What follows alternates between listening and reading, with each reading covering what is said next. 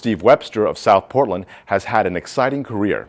In his recently published book, One Promise Kept, he shares his experience as a detective. Recently, I had a chance to talk with Steve about his book and his career.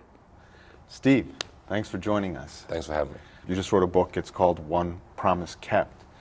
Could you tell us a little bit about the story that refers to?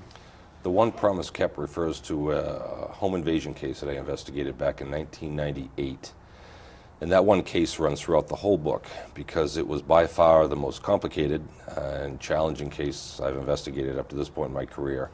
And there were two young girls, one was 7, one was 10, that were basically robbed at gunpoint, threatened, tied up by 4 Asian males, and they had no idea who they were. It took place in an apartment complex out near the main mall.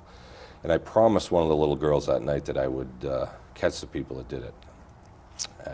I thought that was the biggest mistake I ever made, because driving home I thought I will never find out who did this. But through a lot of hard work, a lot of help, and a lot of luck, we were able to get 5 people convicted federally for that crime.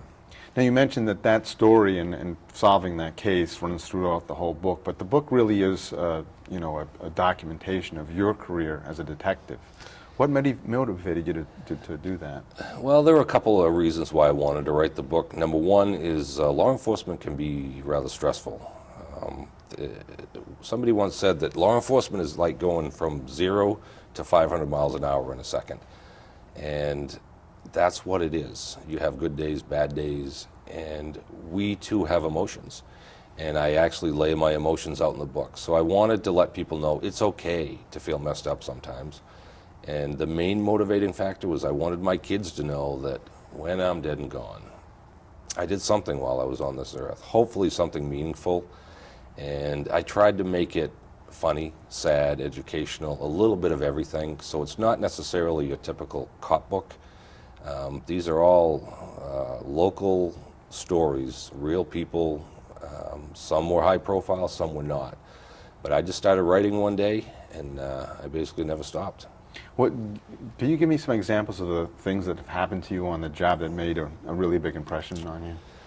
There have been quite a few, and it's the things that you wouldn't think would bother people. But I mean, I had somebody take their own life right in front of me one night. That will have an impact on you. It's the daily grind. It's the dealing with the kids that are abused and neglected.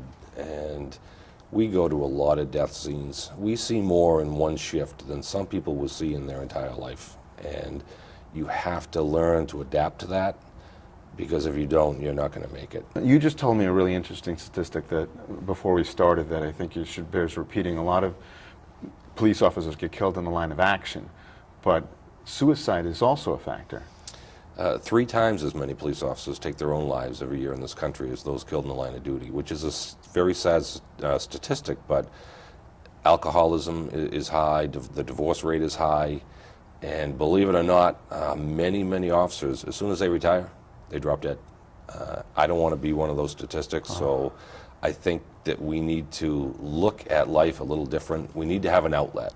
You need to exercise. You need to write a book. You need to realize that there are good people in this world, because when you're doing this job for so long, you start to think there aren't any. And there's a lot of sacrifices, obviously, that police officers make in order to do their job for the community that they don't realize. Yeah. All right, thanks a lot for being here, but just before we wrap up, I want you to let people know how they can get this book or how they can get more information about it. The book is available in a lot of local bookstores. The best way to find out where they are is to go to the website, which is OnePromiseKept.com, and I believe it's under the event tab. You go to that and it will list all the local bookstores, or if you want, they can order them right online, right through the website, and send me a quick email, because there's a link to the email, and I'll personalize the book for them. So far, thankfully, it's done very well. And we're now expanding up to northern Maine, to several bookstores up there. So it's been received well, which is very gratifying, because I had my doubts when I wrote it. But I've got some really positive responses. So. Well, thanks for joining us. Thanks for writing the book, and thanks for all your service. Well, thanks for having me. I appreciate it.